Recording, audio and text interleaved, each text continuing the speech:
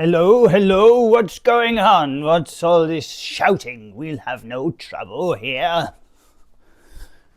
Good morning, job seekers. Back again. Welcome back to Rampage. We've come indoors. Because the weather is a bit inclement. I hope when you come the weather will be clement. Yeah, we've come indoors. Welcome back, though. Maybe you're indoors. Maybe you're outdoors. Maybe you're watching this in a field in a storm. Take shelter. I got a clipboard. I asked nicely for it. Sergeant Frisk gave me that. Out of the evidence locker. There's some left over. Some of the old photocopies. Where are we up to? Chapter 4. We're up to chapter 4 now. We're getting going. We've been jumping about a little bit to start with, because the prologue was October 1987, if you remember rightly. And then the main story started August 1993, the early hours of Thursday, August the 12th, the small hours, the little ones. And then we jumped forward to Friday, August 13th for the meeting.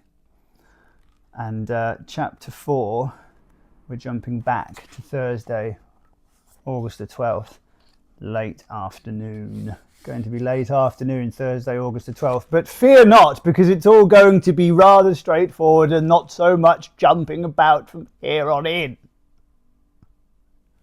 Alright! So anyway, we're going to get into it.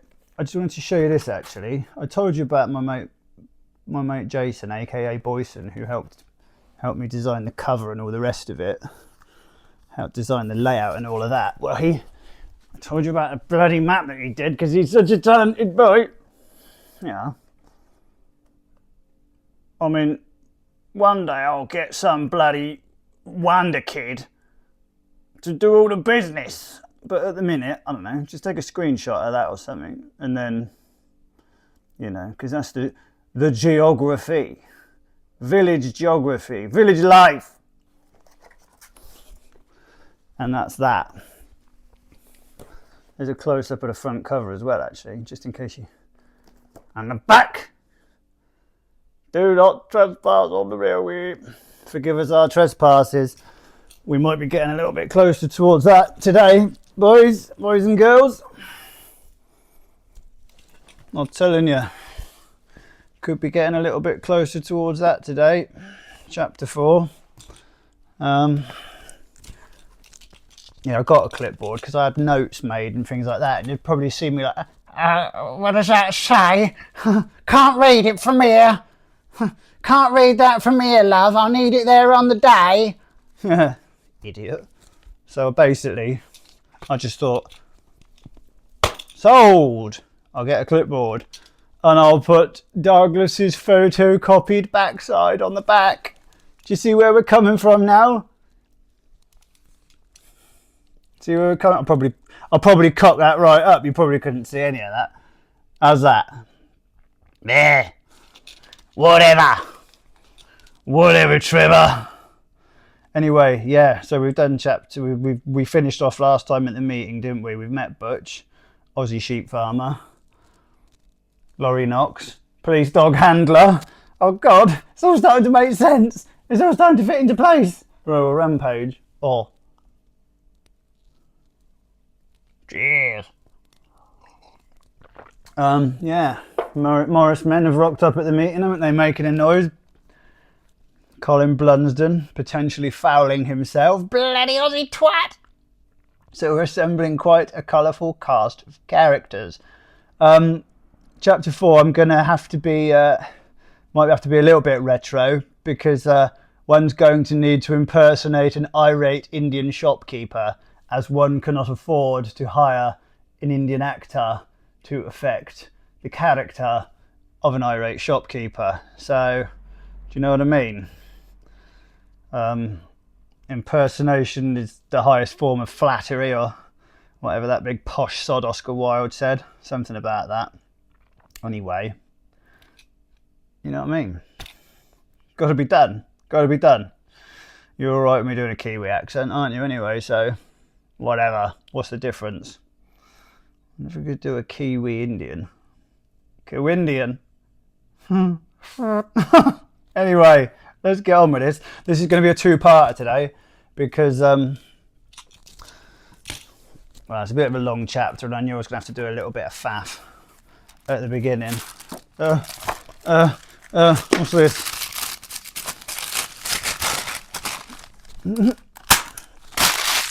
Oh, there's check in the back! So, chapter 4. We have done the meeting.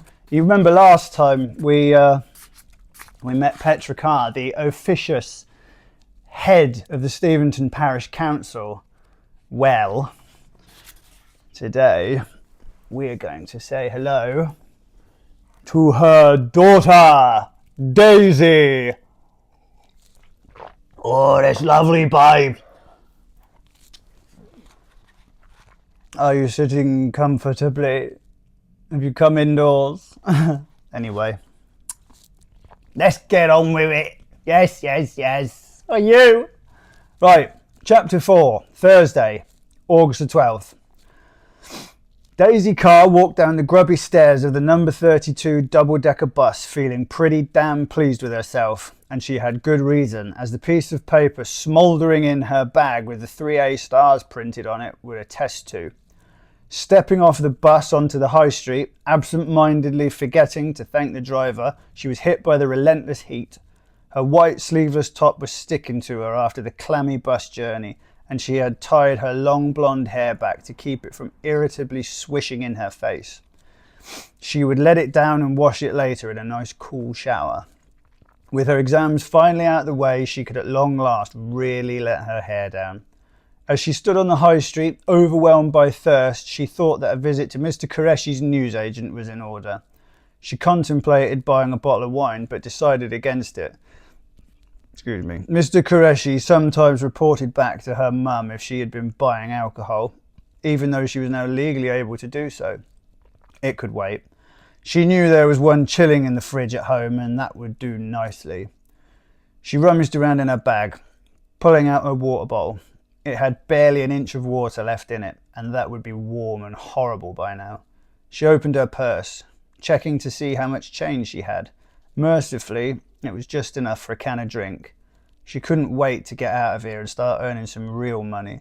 When she was a rich and famous film star, money would never be a problem, and she would buy a big mansion a long, long way from this place.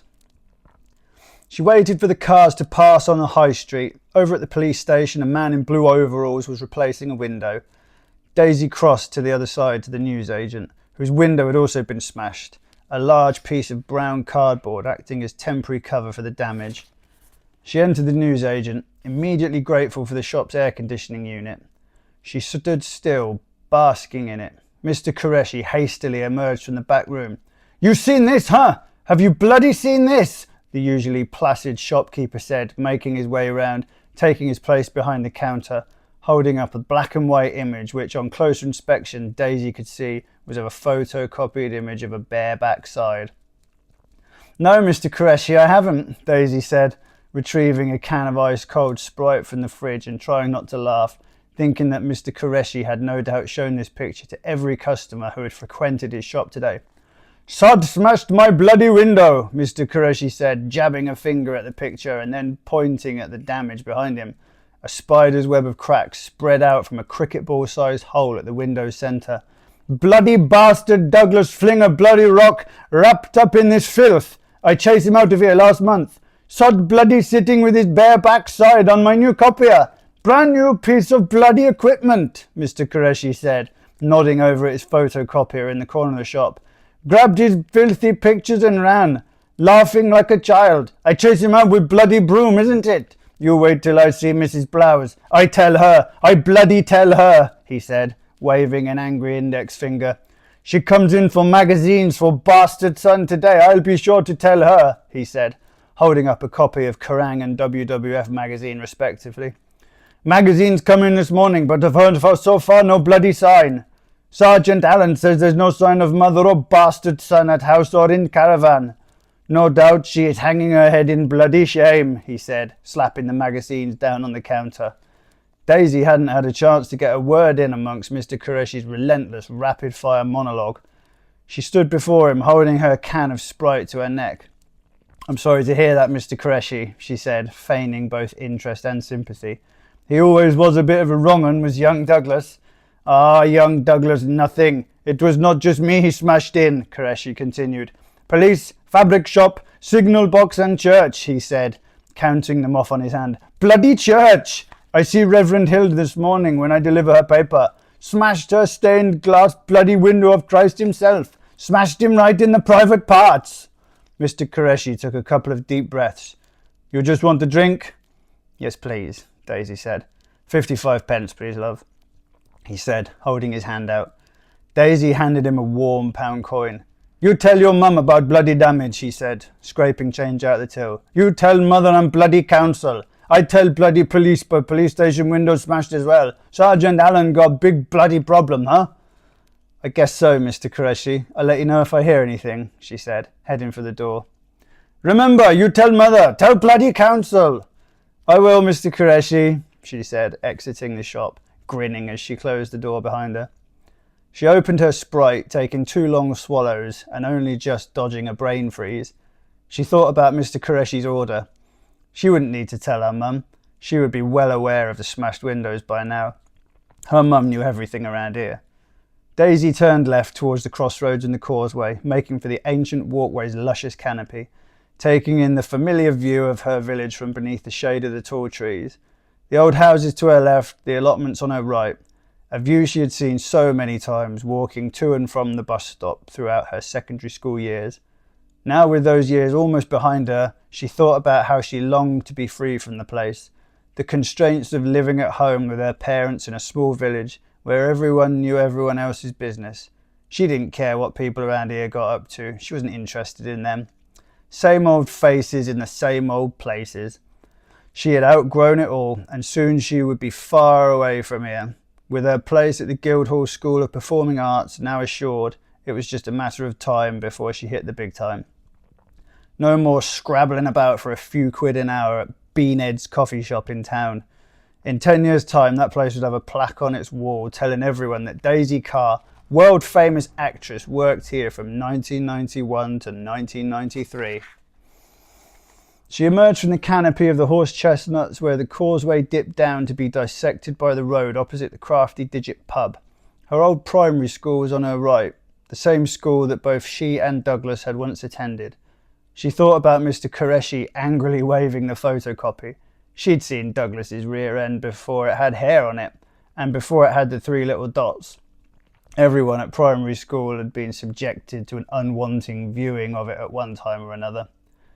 Though they were in different year groups, her being 1 year older than him, the school's small number of pupils meant that years 4, 5 and 6 would often have combined lessons or games. Douglas's favourite occasions to exhibit his backside was either on the home stretch during a game of rounders, trying not to trip as he came into last base with his shorts at half-mast, or in the school's small outdoor pool, swimming with his polystyrene float held out in front of him, his bum cheeks just above the waterline like a glistening pink jellyfish, always to the sound of either laughter or screaming. Either display would almost always end up with him being escorted away from the field or yanked out of the pool, giggling as he was led away to the changing rooms to dress on his own.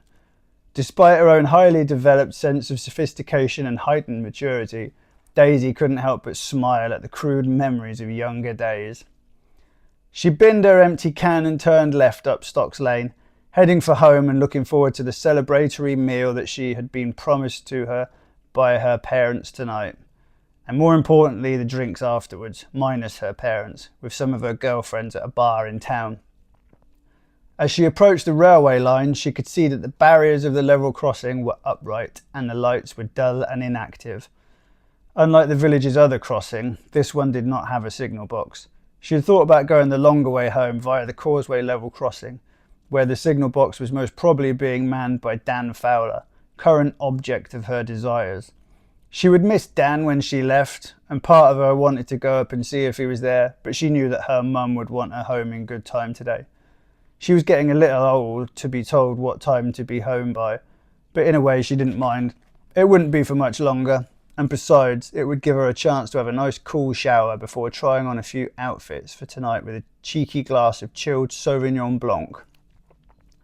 She crossed the railway, descending the other side, giving a cursory glance over the brick wall into the allotments on her left. These were the smaller of the two allotments in the village. Daisy did an immediate double take, stunned by what she saw. There were two sheds on the small plot of land. One was over by the far end of the wall, on Daisy's left, standing in front of a thoroughly unkempt vegetable patch, which itself was surrounded by tall weeds and long grass. The other was over in the corner, close to the small wooden bridge that spanned the babbling waters of Ginge Brook that encircled the southeast corner of the allotments. The bridge connecting the allotments to the gardens beyond. This was the nicer of the two sheds, or perhaps it would have been prior to whatever malevolent force had visited this destruction upon it. The shed stood forlornly with its door standing wide open, hanging on for dear life by a single hinge. In front of it, vegetables and plants had been ripped from their earthly wombs, and the entire area was littered with various gardening implements. It looked like the place had been hit by a mini tornado. Daisy stood still, shaking her head in dismay and confusion. She turned to leave, thinking that she might phone her mum or dad and tell them about it when she got home. Then again, maybe she wouldn't. A bit of public concern might earn her a few extra brownie points, but on balance she didn't really care about the damage and instead carried on. Then she heard him. "Oi, Daisy!" The voice came from over the wall. She recognised it instantly. Her suspicions were confirmed soon after as Douglas Blouse emerged from the ramshackle shed in the far corner of the allotment. Daisy groaned inwardly. Of course, she should have known. Same old faces in the same old places. She wished now that she had gone the long way round. I bet she does. Join me for part 2 very soon. Until then, bonjour.